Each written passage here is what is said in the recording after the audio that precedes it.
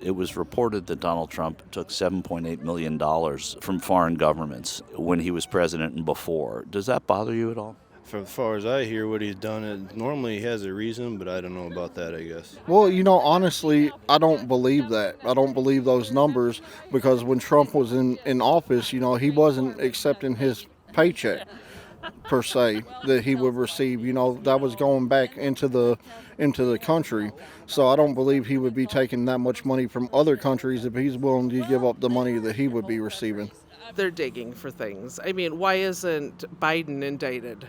Well, his son would. Well, yeah, but he should be too. So For what? for his dealings with China and other places. I mean, Yesterday it was reported in the Wall Street Journal that Donald Trump took $5.5 million from China when he was in presidency and the Wall Street Journal half of the places that report that stuff are just making crap up. Well, it's hard to, when you have sources and you have evidence, it's hard to say that because it's like FOIA stuff and they get the information. It was $7.8 million total from foreign governments while he was president, before he was president. None of it necessarily nefarious. It wasn't like it was under the table or anything, but it would have been a violation of the Emoluments Clause of the Constitution. Does that... Biden hasn't taken any money from other places? Not that I've seen, and perhaps... Now, as we all know, to these people, Donald Trump can do absolutely no wrong. Donald Trump, when he was in office, took $7.8 million in foreign money when he was president and before. Does that give you pause or bother you at all? No, because at this point he's a businessman. So he legitimately has businesses that he's running, and he could have been doing that from business to business. That's no different than what I do for my career. If a foreign person comes in and wants to buy a property, and they buy a property with foreign money. You're not subject to the Emoluments Clause of the Constitution. Right, but I'm saying is that he still runs a business. He's still a business owner. But if $5.5 million of that was from China, and he's the president of the United States, should he not have divested? With what has happened with the Biden family, I would think that all eyes are going to be on anything and everything that happens now. But unfortunately for Donald Trump, there are many a receipt. Many a receipt. Receipts on top of even more receipts. These papers are all just a piece of the many, many companies that are being put into trust to be run by my two sons. And I hope at the end of 8 years, I'll come back and I'll say, oh, you did a good job. Otherwise, if they do a bad job, I'll say, you're fired. Now, here we are, January 2024. That was January 2017.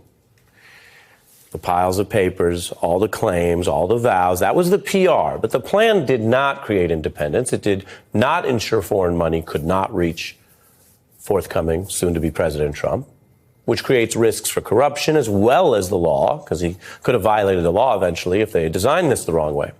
As one White House ethics veteran put it at the time, a man who happened to work for Republicans, Richard Painter, he said Trump still had businesses all over the world, and we do not know who's financing them. Saudi Arabia, and I get along great with all of them. They buy apartments from me. They spend $40 million, $50 million. Am I supposed to dislike them? I like them very much. This report right here, which is making news tonight, brand new White House for sale.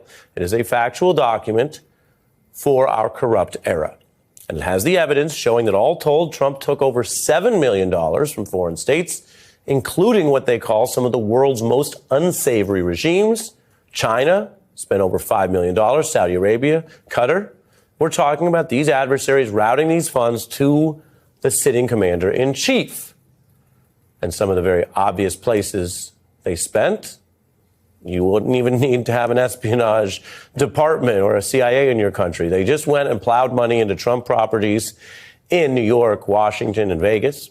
House investigators say this is dangerous. Now, here's the thing, right? Even though we've got receipts on top of even more receipts, at the end of the day, Donald Trump's core base, MAGA, they don't care about any of it. When Donald Trump said he could go out on Fifth Ave and, shoot somebody in the head, he wasn't lying. MAGA will not leave him no matter what, especially not in 2024. Where else they going to go? He just blew out Ron DeSantis by 29 points, 30 points in Iowa. So we already know which way that's going.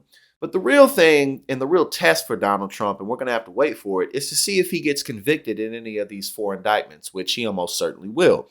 We're going to have to see what that does to his potential with the independent vote and with everybody else. Because Donald Trump, what he needs to do is expand his base. Joe Biden has to prevent his base from shrinking too much. So they're kind of two sides of the same coin.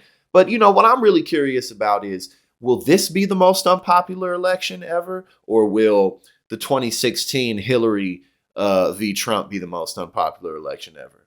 I don't know. We're going to have to wait to find out. All I know is that neither one of these guys are very beloved by the United States.